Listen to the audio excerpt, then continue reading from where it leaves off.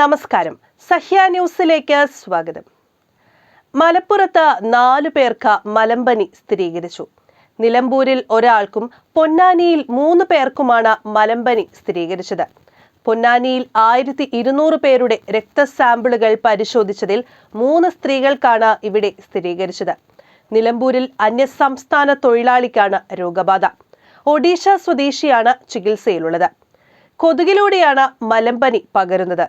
രോഗബാധയുള്ള ആളുടെ രക്തം സ്വീകരിക്കുന്നതിലൂടെയും രോഗം പകരാം. പ്ലാസ്മോഡിയം വിഭാഗത്തിൽപ്പെട്ട ഏകകോശ പരാദജീവികളാണ് മലമ്പനിക്ക് കാരണം.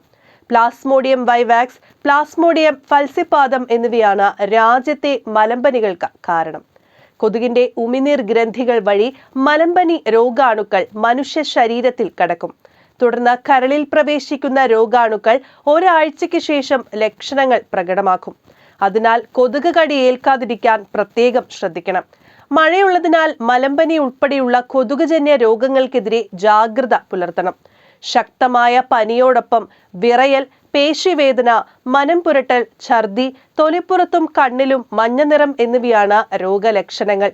രക്തപരിശോധനയിൽ രോഗം നിർണയിക്കാം. സർക്കാർ ആശുപത്രികളിൽ മലമ്പനി രക്തപരിശോധനയും ചികിത്സയും സൗജന്യമാണ്. News desk, Sahya news.